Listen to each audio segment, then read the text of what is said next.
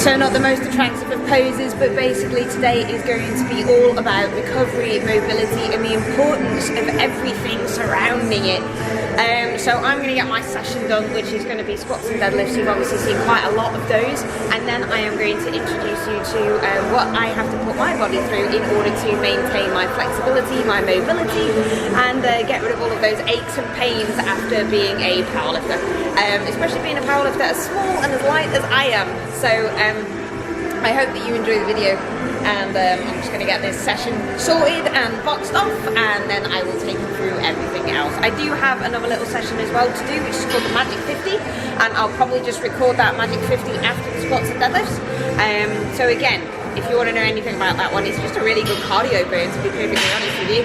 Gets the heart rate up, and it's really good for the beginning of the week. So that's squats and deadlifts done.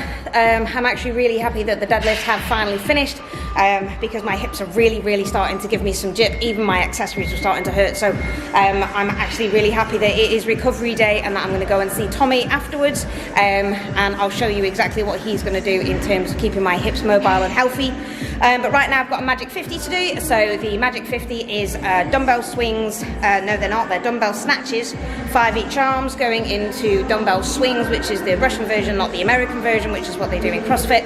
It's just like a kettlebell swing, but just with a dumbbell held in a neutral position. Do that for 5 each arm, and then go into 10 burpees. So I get a minute's rest in between those rounds, and I get to do it for 5 rounds. So just to see how high my heart rate will go. It's a really good conditioning piece, so give it a go if you fancy it. So yeah, let's go and do that and have some fun, and then go and get my hips sorted.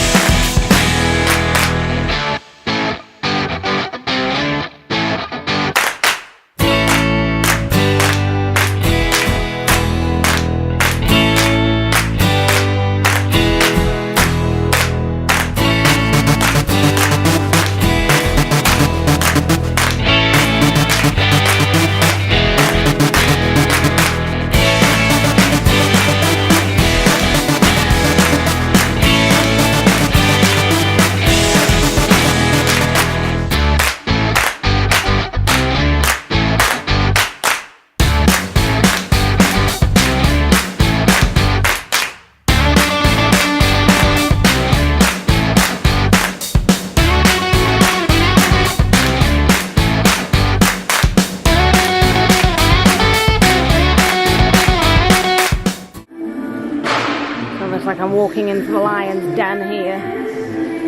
Tommy's a bastard when it comes to this.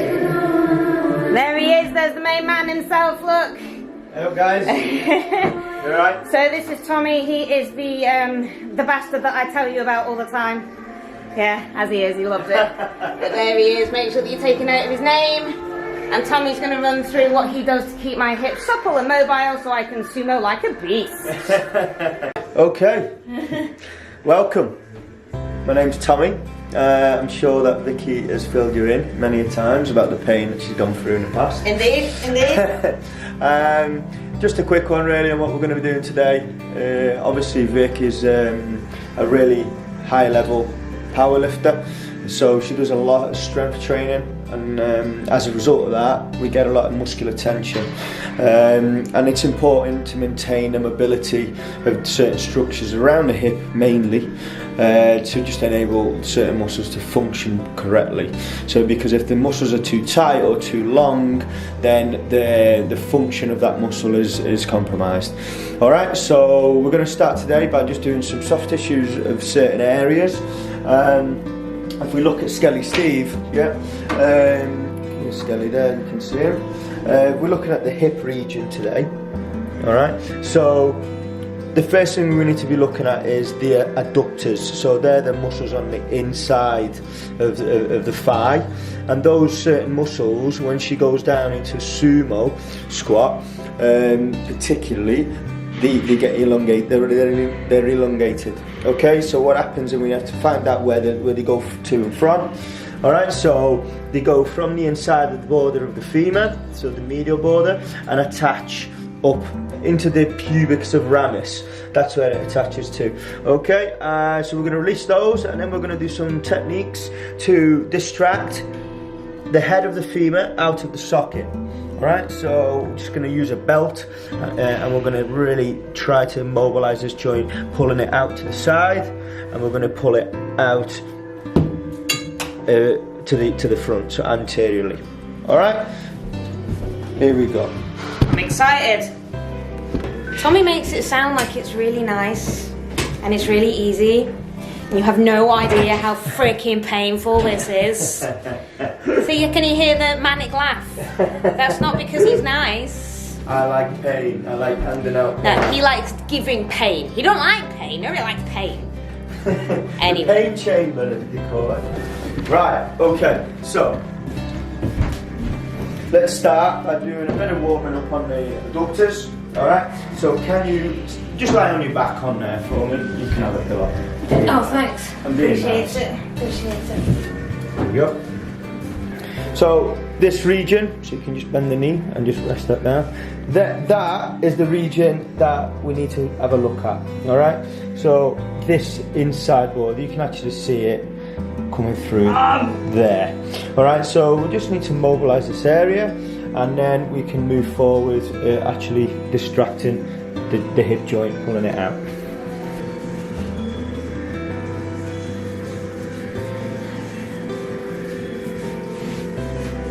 Okay, so the importance of just providing heat and warmth through massage is really key to enable the muscle to mobilize and become pliable, and then it can stretch a lot easier.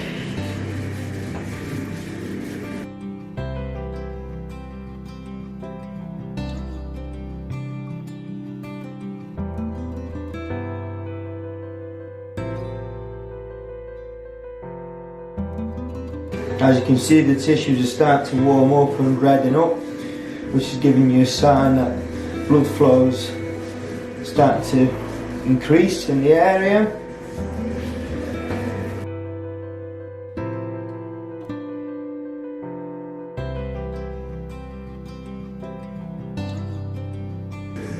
And then as we warmed it up, we start getting a little bit firmer with the treatment.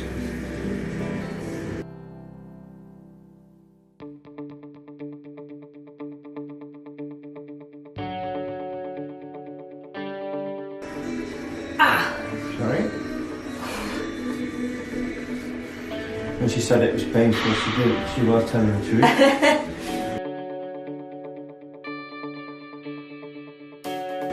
Okay, now we're warm, we're just going to try and apply a little bit of a muscular energy technique. Alright, so what we're going to do is get the leg abducted, okay, and then we'll ask her, there you go, we'll just find a point where we've got a bit of tension starting to develop on the inside. Tell me when, Vic? Yeah, about there. About there. Okay, now we hold. Hold for about 10-15 seconds, and then I'm going to ask Vicky to contract her leg. So just push into my thigh there for me. Great. And then relax for me. Take a deep breath in for me, and out.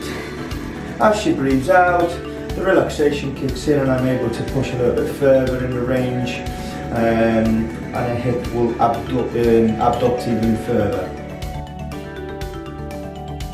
Good. Now can you contract again for me?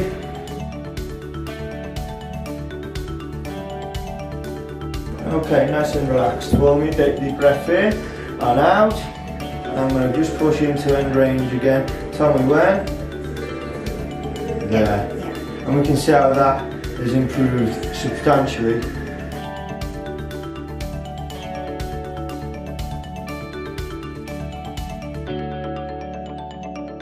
Okay, and then we come out of that. Alright, so that's the warming up process of the adductors on the inner thigh. And then once it's warm, we start to stretch the limb and increase the mobility of that joint. Alright, so at the moment she's improved the abduction at the hip, which then in turn will help you to squat deeper, to do a sumo without the tension, without the pulling at the groin. Alright, because ultimately that's where they attach to. So what we're going to do is just do the same thing on the other side, and then we'll go back to the techniques I mentioned before, the distraction techniques, the mobilization techniques of the femoral head, so the head of the upper thigh. Alright? Okay, so the warming up and the METs, the muscular energy techniques have just been done, so we've stretched her once we've warmed up. And yeah, she definitely improved the mobility of the hip, especially in abduction, so bringing the leg out to the side. So can you try and do a sumo? Does it feel like there's a less? It does feel less. It's still obviously quite painful. It goes right into here now as well. Right up into the side in there, alright? Yeah. Good, so that's step one. Obviously the hip being a ball and socket joint, there's lots of structures trying to offer stability to the joint because there's a lot of mobility. So we need to have a look at another area. Okay, so we're going to move on and try and do some mobilizations today, and then maybe next time we'll have a look at the gluteal muscles because we're doing a lot of work with those, and the hip flexors.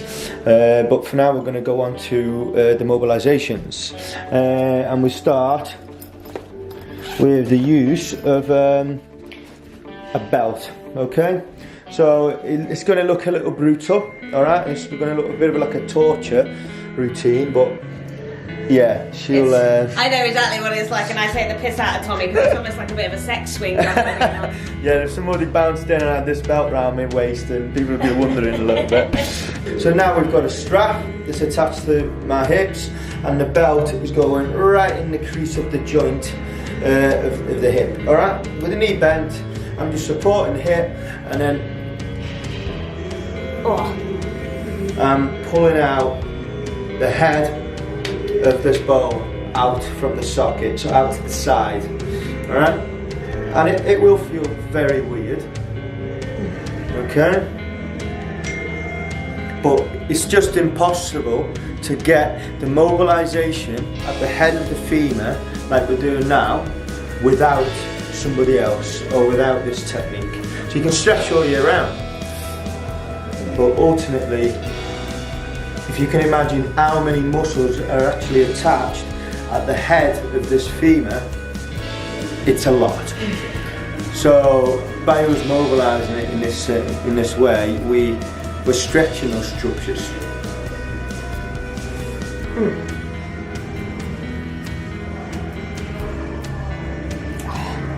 Yeah, it will feel very strange. Okay, and then once we've done that, we can just make the belt a little bit longer. Can you shuffle down the bed now for me, please, babe? Keep coming down, keep coming. A little bit more, there we go, bend the knee for me. And now we're going to do the same thing, if that's alright. Can you tuck that in at the front as best as possible? There we go. And this time we're going to do the exact same. Right, but we're going to be pulling the hip in a different way. So we're pulling from front to back. Okay, so straight away. Vic, can you feel the head of the femur distracting? I can feel something distracting, yeah. It's a strange feeling. But if we do this regularly, the hip range of motion will improve a lot. And don't get me wrong, everybody's different. And Vic's, she has quite a deep socket when it comes to the hip, meaning that when she goes into a deep, very deep squat, then the front portion of that cup it potentially impinges some soft tissues. All right, so when you hear that you should always go ass on the floor and things like that, everybody's different, and some people's bones are built differently, so the shape different. So some might not be able to get that low, just because the socket won't allow it. So you just have to do what your body allows you to, in the safest way. Tommy's top tips, that is. Stand for me. Right, let's try again. Let's have a little. Yeah, it doesn't hurt half as much. Obviously, we've only just done the left side, so I can feel the difference. Can you feel the difference? Yeah. Seems like you've gone a bit lower as well there. Yeah, which is a lot better, because as you all know, I squat in heeled shoes as well, and obviously I haven't got my squat shoes on, but I can actually squat really nicely in that depth. But yeah, you can definitely feel the difference between the left and the right, just from doing that distraction technique. There you go, so that's just one. We're going to do the other side now, alright? But yeah, top tip for you. Sometimes it's good to use belts and bands to distract the joints. There's a shitload of stuff on YouTube that you can pick up on. Alright, but ultimately if someone else does it with a firm band, it's really effective. Make sure it's a therapist though, because it's a very dangerous technique. So Tommy has finished with me now. He used his sex belt on my right hand side, and even though it is extraordinarily painful, I can actually squat a hell of a lot deeper, which is, I've still got pain obviously because it's not a quick fix, but it is really, really important to keep this up. So one big top tip that I would give for anybody who does any kind of weight training whatsoever, even CrossFitters or anything like that, you need to get some work done, some myofascial release or some soft tissue work done on a regular basis. I come and see Tommy on a regular basis every fortnight to every 3 weeks, and because of the issues that I have, he actually wants to see me next week as well, just to do some more massage work into that right hip so it doesn't compromise my lifts whatsoever. So if you do need a good therapist in the area, Tommy's the bastard you want to come and see. And if not, make sure that you keep up the mobility. So that's it from me today, guys. I hope you've enjoyed the video. If you've got any questions for Tommy whatsoever, then obviously put them in the comments below. Give him a share, give it a thumbs up, and I shall speak to you next time. Cheers, guys.